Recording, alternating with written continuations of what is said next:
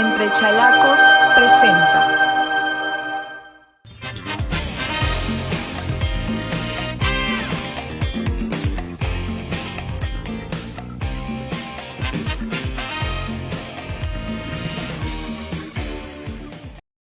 Buenas noches, Conexional con todos. Yo soy Paul García. Este es su programa Sin Tachas con Paul García. Luego del éxito de las anteriores entrevistas, hoy me complace presentar a una persona que yo puedo decir que quiero mucho, que para mí es una persona muy representativa y que cuando era muy joven en el partido Acción Popular yo lo veía como un referente. Bueno, lo sigo viendo, Vitocho. Y con ustedes, el gran Vitocho. ¡Bravo! Bueno, Vitocho, gracias por aceptar esta entrevista, por venir. Casi ni coordinamos nada, pero tu buena predisposición hizo que estés acá. Vitocho, bienvenida a nuestro programa. Muchas gracias, Paul. Muchas gracias. Muy generosas tus palabras, te las agradezco profundamente. Claro que sí. Vitocho, la pregunta siempre de cajón que hacemos en esta entrevista son: Vitocho, ¿tú quieres ser presidente del Perú? ¿O todavía quisieras ser presidente? A ver, lo segundo es mejor que lo primero. Claro. Todavía. A ver, yo creo que todos los que hacemos política en algún momento se nos pasa por la cabeza la idea de poder llegar al más alto de los cargos políticos y públicos que te ofrece el país, que es la presidencia de la República. Yo creo que en un momento dado, en sueños normales o a veces de opio, puedes pensar eso. Y claro, lógicamente a mí también alguna oportunidad se me puede haber ocurrido. Pero es un cargo que postulan muchos, que desean muchos, que envidian muchos, que atacan muchos y que por lo tanto no es fácil llegar ahí. Es como tratar de subir a un poste lleno de grasa y querer subir hasta la punta del poste, ¿no? Un poste todo encebado, lleno de grasa, es muy complicado, es muy difícil porque te jalan hacia abajo más que hacia arriba. Entonces yo creo que estoy en política para servir al país, evidentemente, pero estoy dispuesto a desempeñarme en cualquier cargo siempre y cuando me sienta yo o sientan otros que yo puedo ser útil a ese cargo. Claro, genial, claro, porque uno es una persona joven, muy preparada, obviamente, quién discutir el talento de Vitocho. O sea, la pregunta entonces la reformulo, o sea, no descartas algún día postular a la presidencia de la República. No descarto algún día, no descarto postular en las próximas elecciones, quizás porque algún día es muy lejos y ya peinamos canas, pero no, dependerá mucho de las circunstancias del partido, que quiere el partido, que me necesite el partido, y eso es muy complicado, muy difícil, porque muchos se sienten preparados para ser candidatos. Y lo hemos visto en las últimas elecciones, que han habido 5 o 6 candidatos de mi partido para postular a la candidatura oficial del partido ante la nación. Entonces, la figura no siempre es fácil y por lo tanto no me hago ningún tipo de ilusión. Claro que sí. Y Vitocho, este programa se hace con jóvenes del Callao.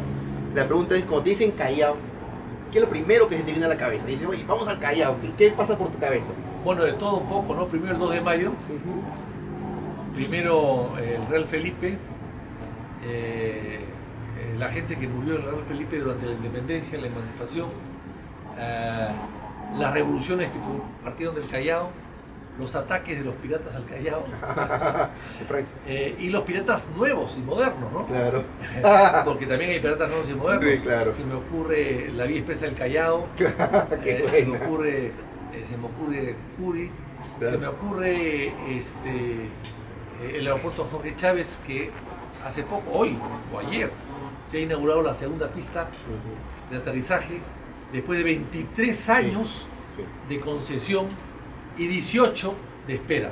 O sea, prácticamente una burla, una real burla, ¿no? En vez de aplaudir, deberíamos criticar a los concesionarios, pero he visto que todo el mundo aplaude al concesionario cuando debió cumplir con ese deber hace 18 años. O sea, en fin, el Callao es todo un poco, son aduanas, es el puerto, es la puerta de ingreso al Perú, es la carta de presentación que tiene el Perú ante el mundo entero, es un puerto maravilloso frente a una isla San Lorenzo que la tenemos atrás, que es emblemática e histórica, donde están enterrados muchos muertos producidos por los problemas de independencia, de la primera, de la segunda independencia.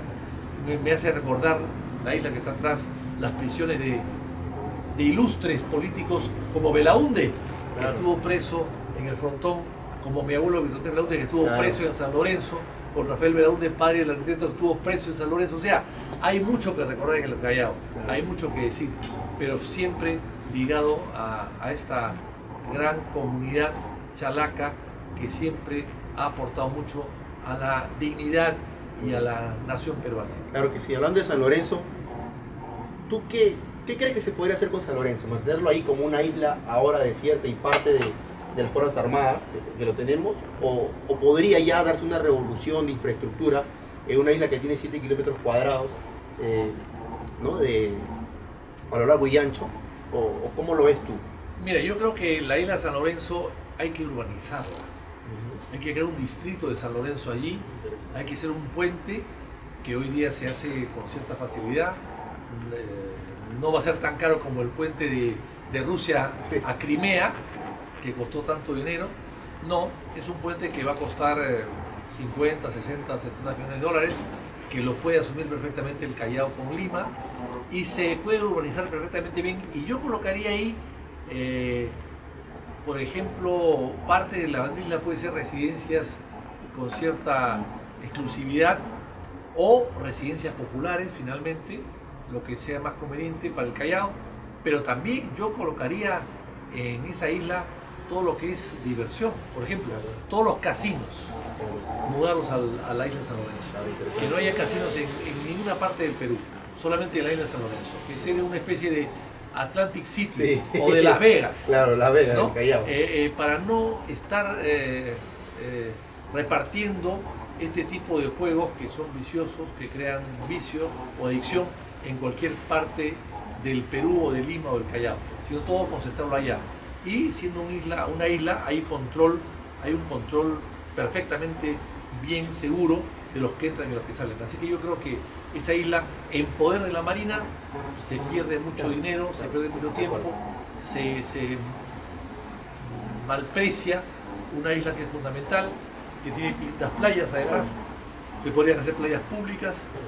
No es lo mismo que el frontón, que no tiene playas y que es una roca, pero San Lorenzo se puede aprovechar perfectamente. Claro, el tamaño de Bellavista y La Perla juntos, un poco más aproximadamente. Se puede hacer un gran distrito ahí, perfectamente bien. Se pueden hacer clubes deportivos, se puede hacer un club del deporte náutico, se puede hacer submarinismo, se puede hacer vela, en fin, se puede hacer muchas cosas, pero hay que sacarle provecho a una isla que está frente al Callao, frente a Lima, y que está desértica, con una pequeña base naval que es hoy día obsoleta. Así es. No representa nada. Así es, correctamente.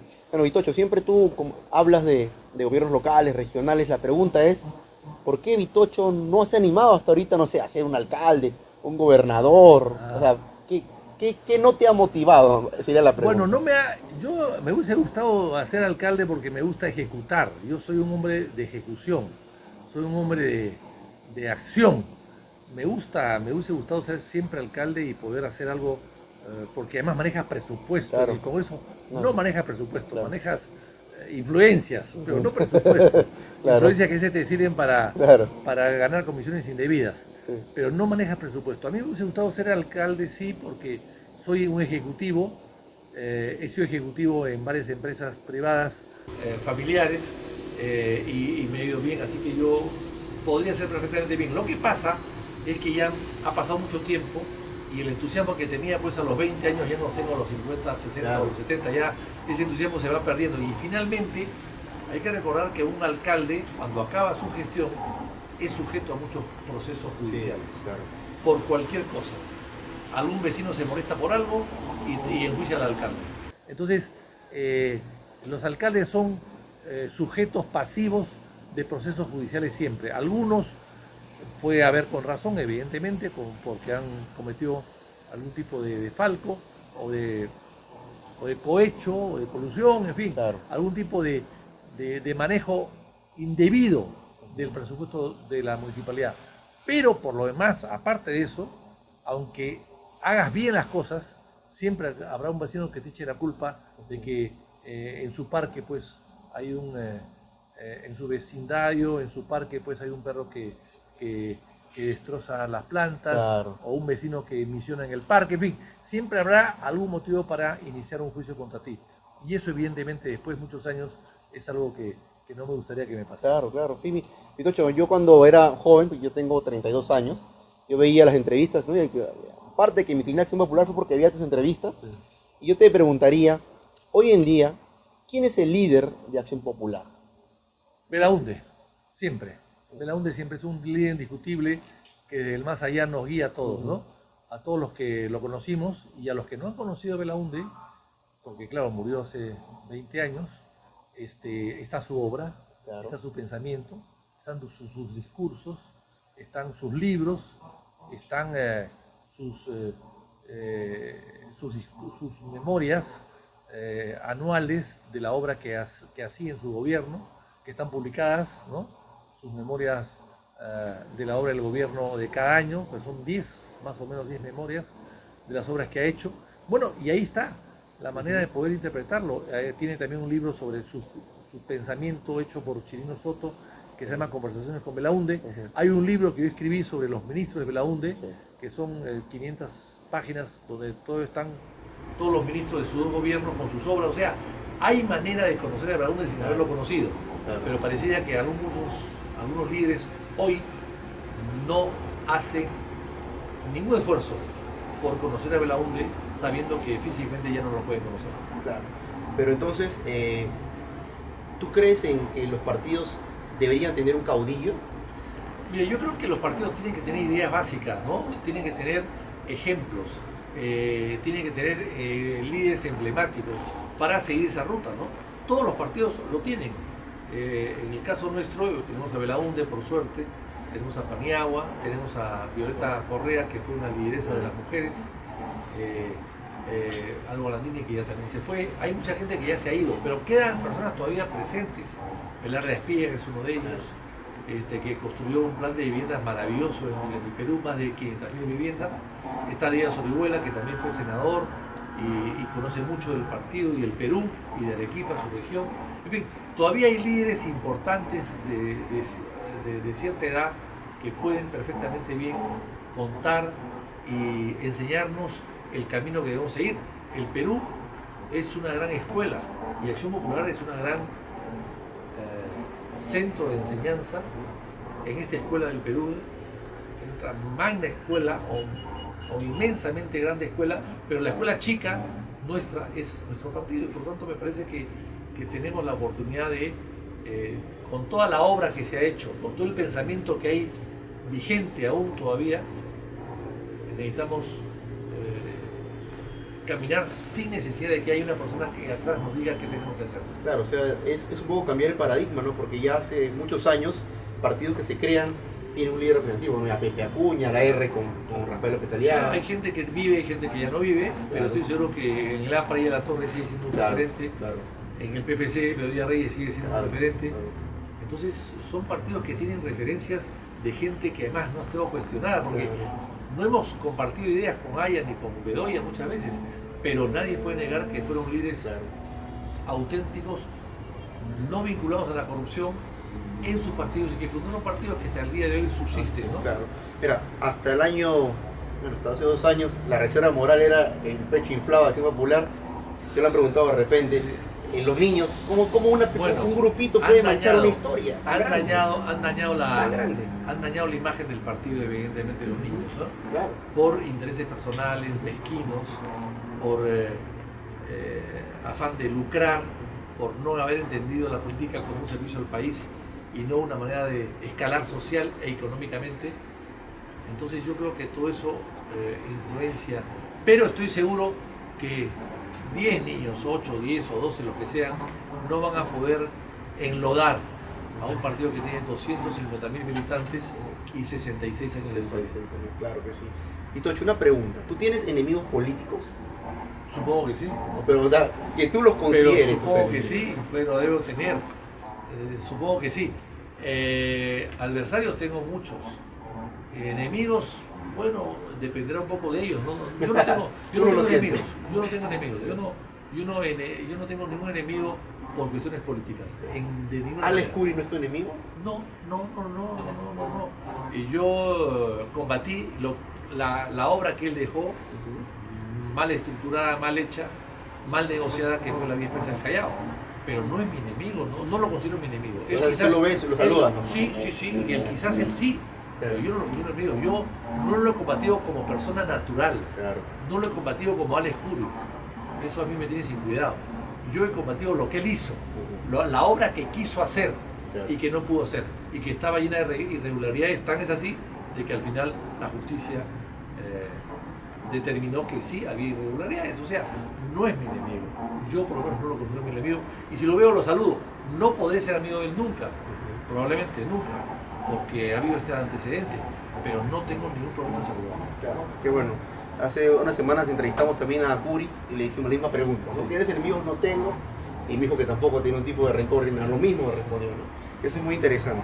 Y Vitocho, cuéntanos. O sea, que él dijo que no Él dijo que no era tu enemigo. Yo le dije, oye, me alegra mucho que piense que... Alex, ¿tienes enemigos? No tengo. Y el Vitocho, y ahí está la entrevista, te la voy a pasar, ¿eh? Y él dice como, no tengo entrevista con él, más si le veo los saludos, ¿no? Entendí también que era el quehacer político, ¿no? Yo lo que hice fue actuar políticamente. O sea, a ver, y es interesante lo que tú preguntas por lo siguiente.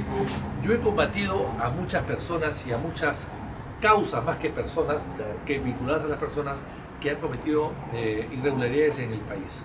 Por ejemplo, el tema de Vizcarra. Claro. Yo a Vizcarra lo combatí, me reuní con él una vez porque me oponía al aeropuerto de Chinchero, no por él, sino porque me parecía que la obra era negativa para el Perú, tal como estaba confeccionada. Era un contrato leonino para el Perú. Y lo combatí por eso. Y también he combatido a otras personas por lo mismo. Pero no hay nada personal. El tema de Orellana también. Yo lo combatí no por ser Orellana quien es, porque yo ni lo conocía, sino me parecía que era injusto que él se apropie de bienes de públicos y privados, sobre todo los públicos. Los privados se pueden defender mejor, pero el público no, porque el bien público es bien de mucha gente y a veces la gente no se da cuenta que le están robando a ellos directamente. Entonces, lo que yo he hecho con el tema de Orellana es lo que siempre he hecho con otros temas también, es decir, yo he salido a cumplir con mi obligación como congresista. ¿Cuál era mi obligación? Defender al Estado, fiscalizar. Esa era mi obligación. Para eso me eligieron. Pues bien, yo eso he hecho fielmente. He cumplido fielmente con mi trabajo. Pero seguir, fiscalizar, acusar las irregularidades, independientemente si ahí al frente había gente amiga o gente no amiga. Me daba lo mismo. Yo defendía el interés del Estado, no era nada personal. Claro, qué bueno saberlo. Sí. Bueno, te voy a dejar esta pregunta en la cancha, como dicen en el Callao, porque vamos a irnos a un pequeño corte. Pero quitándome la UNDE, porque obviamente no vas a meterlo allí. Si tuviera que hacer tu ranking 3 de los mejores presidentes del Perú del siglo XX, XXI, ¿cómo los ubicarías? El tercer, el segundo y primer puesto, ¿no? Eso lo respondes viniendo a la segunda pregunta. Vitocho, con ustedes. ¡Bravo!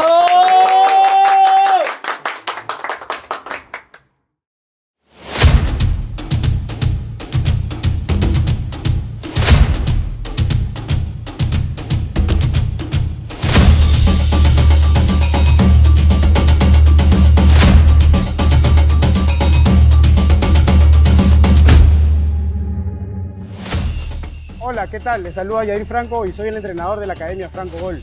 Te invito a que participes en mi academia. Estoy ubicado acá en Los Olivos, en la avenida Carlos Izaguirre con Universitaria. Contamos con todas las categorías, niños de los 4 años hasta los 13 años. Estamos entrenando lunes, miércoles y viernes de 3 de la tarde a 6 de la tarde. Ven y ser parte de nuestra academia.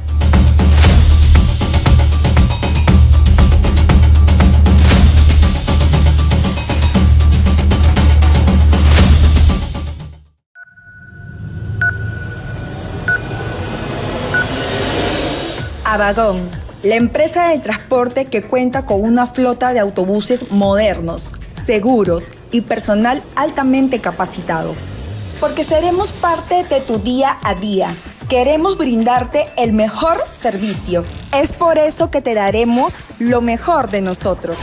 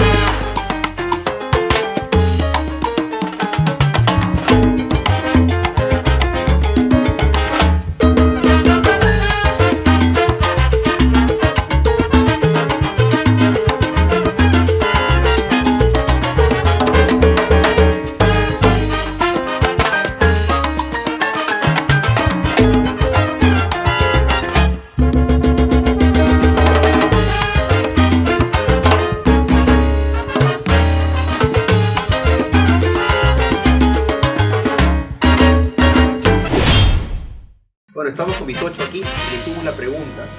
Si tuviera que hacer su lista de los 3 mejores presidentes del siglo XX, bueno, del siglo XXI, que difícil meter ahí en la lista, ¿cómo los ubicaría? Sacando a Belaúnde, por obvias razones. Sacando a Belaúnde porque Claro. tengo que ponerlo a él, pero lo voy a sacar Claro. por obvias razones, ¿no es cierto? Claro. Como bien dices tú. A ver, yo te diría que un presidente fue José Pardo. José Pardo. Yo te diría que gobernó del 4 al 8 y del 15 al 19. 2 veces. José Pardo, hijo de un presidente, es uno de los pocos casos en el Perú donde el hijo de un presidente ha sido presidente, ¿no? Eso es más frecuente en Chile o en Ecuador, ¿no? Bueno, después yo te diría que Leguía fue buen presidente y lo dijo ahí en la Torre además, que fue perseguido por Leguía. Yo no había nacido en esa época, pero si hay la Torre que fue perseguido por Leguía, Leguía modernizó el país. Yo creo que cometió el error que cometió Fujimori después de quererse quedar más tiempo del debido. Y ahí fracasó, vino la crisis del año 29, el crack del año 29, y que le afectó al Perú, le afectó a Estados Unidos, le afectó a Europa, pero le afectó también al Perú, y eso produjo su caída. Pero independientemente de eso, creo que modernizó el país. La ciudad de Lima es Leguía, la ciudad de Lima modernizó Leguía la ciudad de Lima, entre otras cosas. Hizo, por ejemplo, trajo a Carlos Sutton, un norteamericano que hizo todos los estudios de la costa peruana y ubicó todas las quebradas, las lluvias, todos los cauces de ríos secos y no secos, y hizo 9 proyectos para irrigaciones. Chaimochic, Imperial en Cañete, en Ica, en Moche, en Santa, en Piura, en fin, Majes en Arequipa. Todo eso lo dejó listo. De las 8 o 9 obras que dejó para hacerse para irrigar la costa y hacerla verde, la costa que era desértica, se han hecho 4 o 5 obras, pero faltan 4 más que no se han tocado, habiendo pasado 100 años desde que estuvo en el Perú. Y hizo el canal de Sechura, que hoy día permite regar casi todo Piura, y evita el canal de Sechura, evita los niños.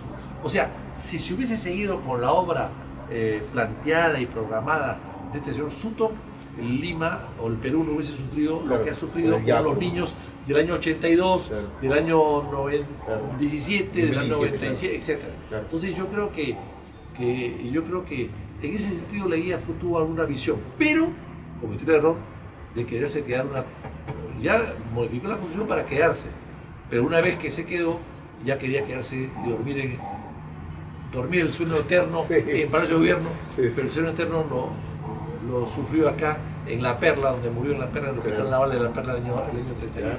Claro, qué bueno. Mira, yo siempre quería preguntarte, ¿tú eres perolista? No. He escuchado mucho del partido de Acción Popular que decían, yo soy perolista. No, bueno, Belaúnde era pirolista, sí. Belaúnde, porque el padre de Belaúnde era secretario de Pirola, secretario personal de Pirola. Entonces, claro, Belaúnde tiene mucha influencia pirolista, mucha. Y yo te diría que probablemente lo haya sido también. Yo estoy alejado del tema, históricamente hablando, me parece que Pirola fue un gran presidente la segunda vez, pero fue un pésimo guerrero en la guerra con Chile. Eso es lo que muchos no le perdonan, ¿no? Claro, entonces, pero la gente recuerda la guerra con Chile y no recuerda la reconstrucción que él hizo. O sea, no se podría, y lo dice Basadre, no se podría pensar en la reconstrucción del país después de la guerra sin Pirola. Fue el milagro Pirola, que en 4 años de gobierno, porque en esa época el gobierno era 4 años, no era 5 ni 6, Pirola reconstruyó el país. Y eso lo dice Basadre y muchos historiadores. Antes había sido presidente, ya el Perú derrotado, ya el Perú, ante la fuga de Prado, en plena guerra del Pacífico, ya muerto Grau, capturado el Huáscar, etc., asume el poder Pirola, claro, y asumió el poder un país que ya estaba derrotado. Y no hizo nada, o hizo poco, o no fue lo suficientemente importante para cambiar el curso de la guerra. Entonces, claro, se le echa la culpa de la derrota de la guerra.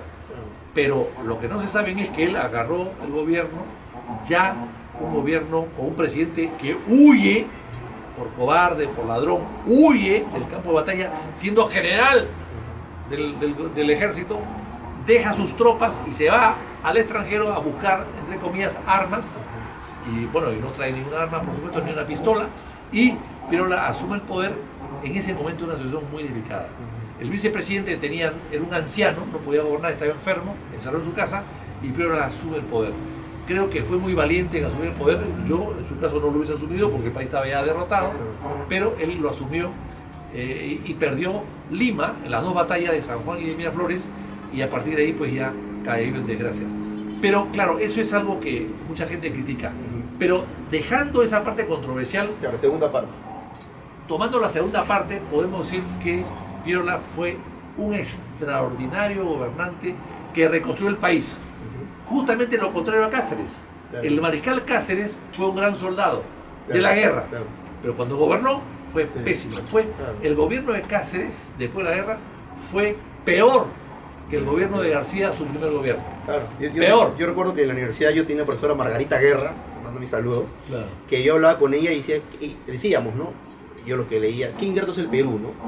Andrés Avelino Cáceres dio todo en la guerra con Chile, se fajó, luchó, asumió el cargo político y luego ya la gente lo denostó, lo separó.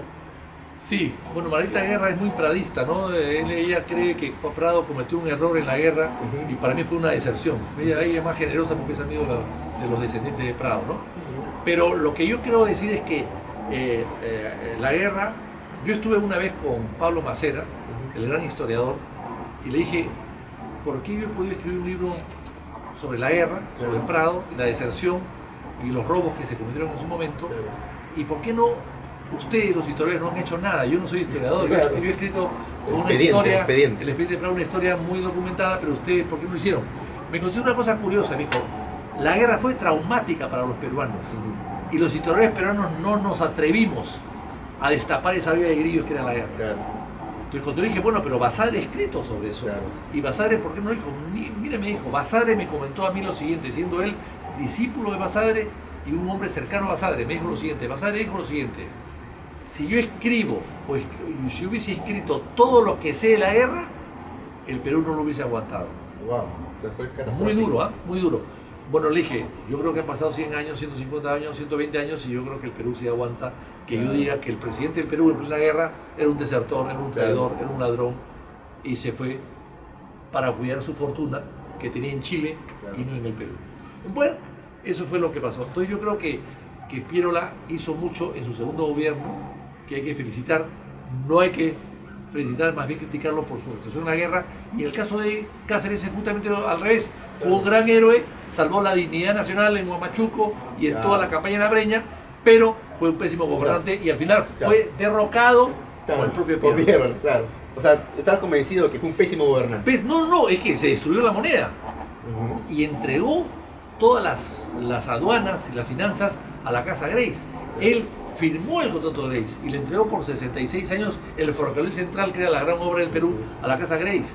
Y como el Congreso no aprobaba la decisión de entregarle eso, licenció la mitad del Congreso, lo sacó. O sea, lo sacó y se aprobó. Hace lo que decía. Y entre la gente que se oponía era Ricardo Palma, nada menos.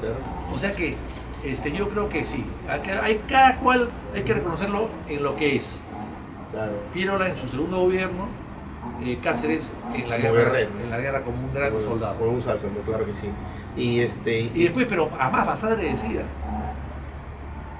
Cáceres debió morir en Huamachuco. hubiera sido más grande su figura. ¡Buf! Claro, Cáceres debió morir en Huamachuco, Claro. que manejó la batalla, se equivocó porque si estuvo bien la batalla en el cerro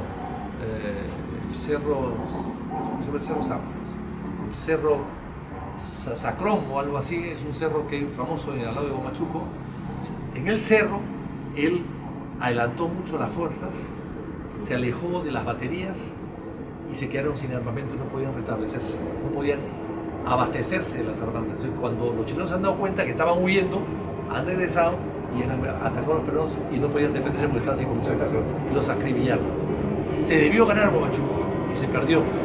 Bueno, y Cáceres, estaba allí, dirigió la guerra y creo que tuvo algún error, pero mucho heroísmo, por supuesto, pero un error de planificación.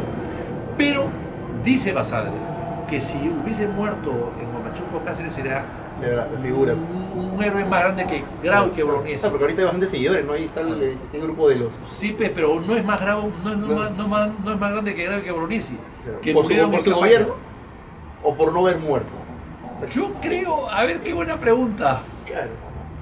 Yo creo que por ambas cosas, ¿no? Yo creo que por su gobierno y porque cuando un héroe muere en un campo de batalla es más héroe que si sobrevive. Claro. Siempre es así. Claro. Es lección de la historia, ¿no? Claro. No es que yo quiera que sea así. Un héroe vivo, ¿no? Pero hay otro héroe bien interesante, Alfonso Ugarte. Alfonso Ugarte, por ejemplo, era un chico millonario que estaba yéndose a Europa a estudiar, se produce la guerra, regresa, arma su batallón, lo financia y se va a combatir a los chilenos. Y él pone su batallón en Arica, y en Arica él, la historia cuenta que él no deja que el pabellón nacional quede en manos de los chilenos, claro, y se va en un caballo y se arroja al precipicio. Los chilenos niegan esa historia, pero no interesa si es verdad o no es verdad. Yo creo que sí, es verdad, pero en fin, en todo caso, los chilenos niegan esa historia. Pero lo importante acá es que este señor dejó todo para irse a la guerra. Ese solo hecho, y que muere en la guerra, ya es un gran heroísmo. Que muere saltando, no saltando, o con una bala perdida, ese es otro problema. Claro, perdió la vida por la patria. Pero entregó su vida por la patria, es un hombre muy rico, hijo único, y tan es así, tan héroe es, que él le manda una carta a su novia, tenía una novia, y que le dice, si tú recibes esta carta es porque yo he muerto. Ah, wow. ¿Y esa carta estaba en algún lugar? Sí, no, está claro que sí, está en los archivos, claro que sí. He muerto. Y si he muerto, he incumplido la promesa de casarme contigo. Y si he incumplido esa promesa, quiero resarcirte esta promesa incumplida con un dinero.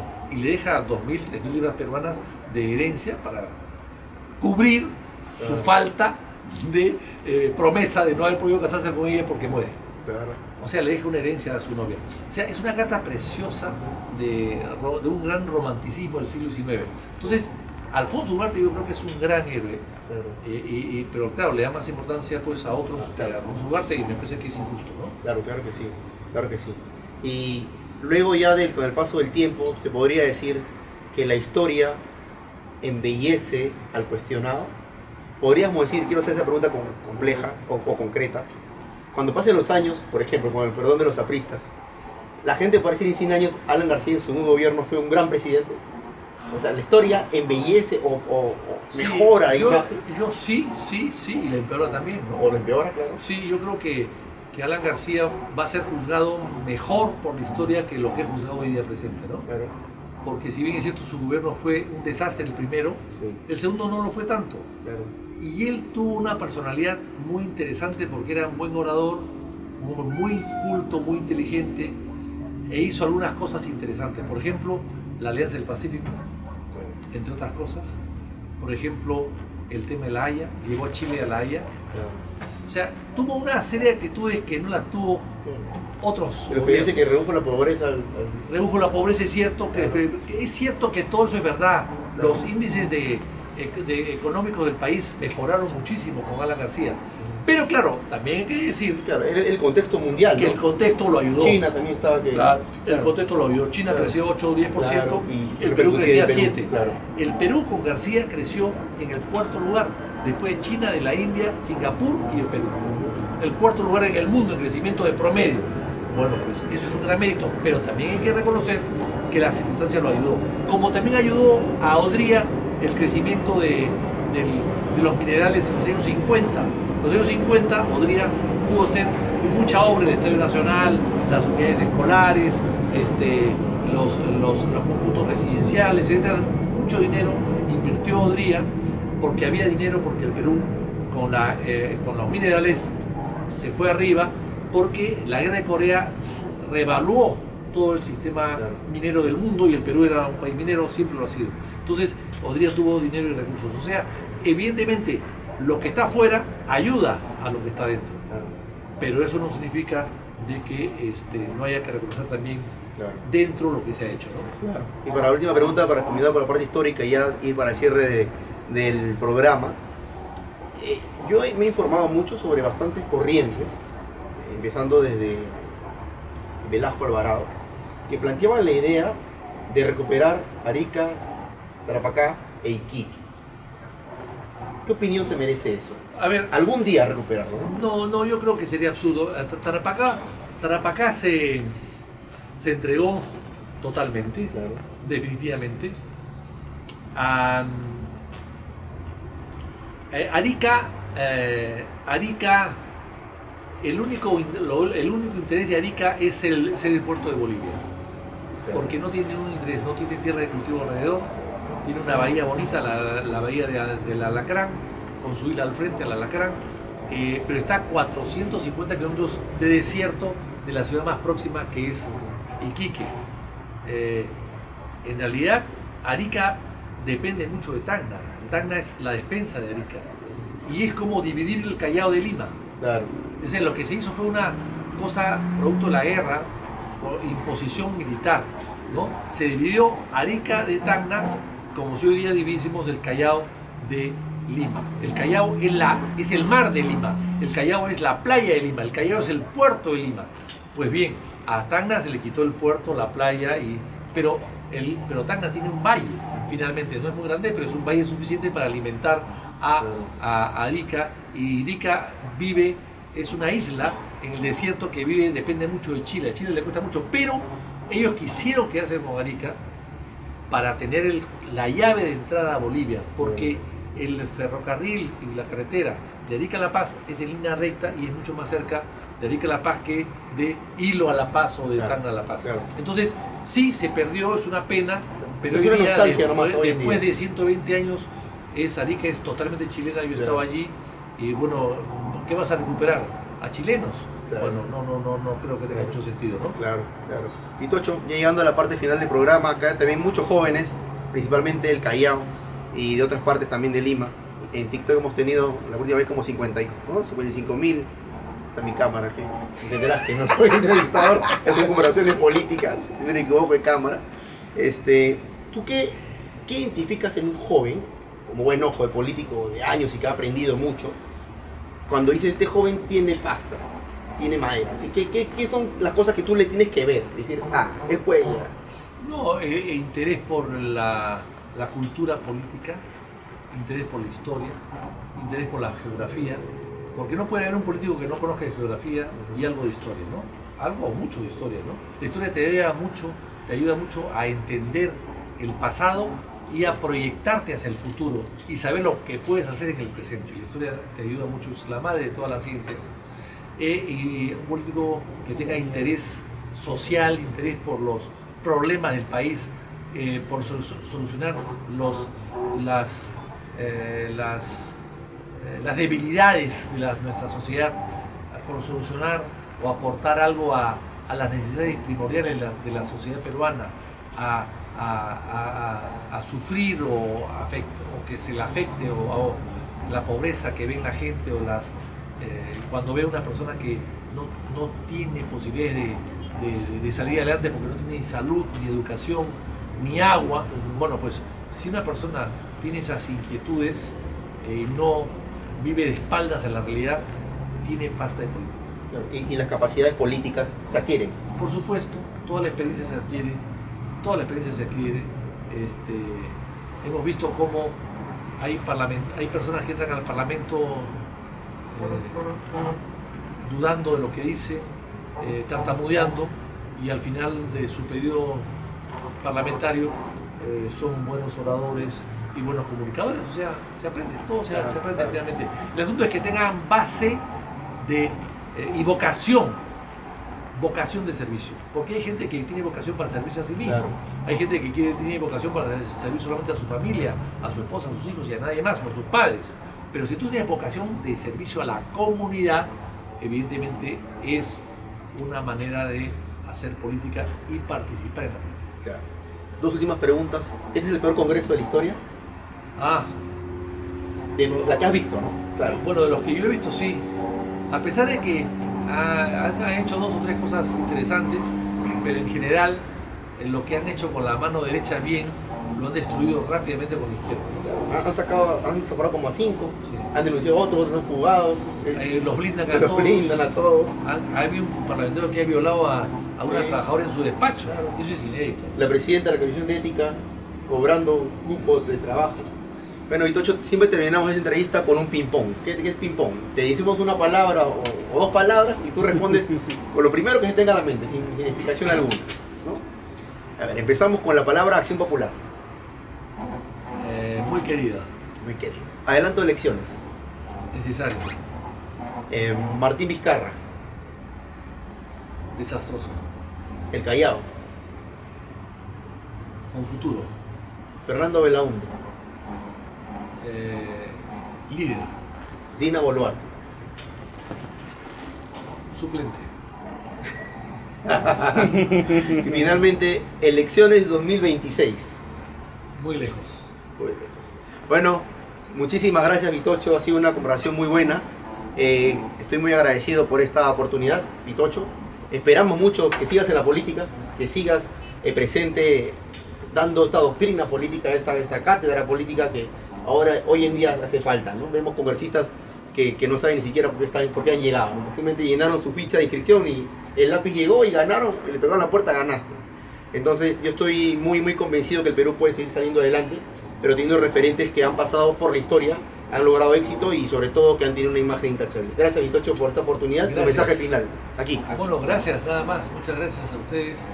Yo quisiera, ya que estás hablando del Callao, decir lo siguiente, algo quizás políticamente incorrecto. Yo presenté un proyecto de ley hace mucho tiempo y me encontré con la oposición de los diputados o de los congresistas del Callao para que el Callao sea una sola región y una sola provincia. Estoy seguro que si el Callao, la provincia, la Municipalidad Provincial del Callao y la región que ocupan el mismo espacio, ni un metro más, ni un metro menos, y que cada uno de estos 2 gobiernos locales que están sobrepuestos unos sobre otros tienen 40 gerencias que se repiten, yo estoy seguro que si hacemos una sola autoridad, un solo gobierno, habrá mucho más dinero para invertir en obras de infraestructura y sociales que el Callao necesita. Porque el Callao tiene 10 veces más presupuesto per cápita que Lima. Sí, claro. Y no se ve en las obras que vemos en el Callao. Eso creo que es importante. Que el Callao, que el presidente de la región, que el gobernador, que el alcalde provincial sea gobernador a la vez, como es en Lima, Metropolitana. Claro. como es Lima Metropolitana. Y estoy seguro que la mayoría de los problemas en Callao se verían más cercanos a una solución que lo que están ahora. Claro, interesante, ¿no? Interesante. Bueno, muchísimas gracias, Vitocho. Muchachos, con ustedes, el gran Vitocho. ¡Bravo! Muchas gracias. Este fue su programa Sin Tachas con Paul García. ¡Bravo!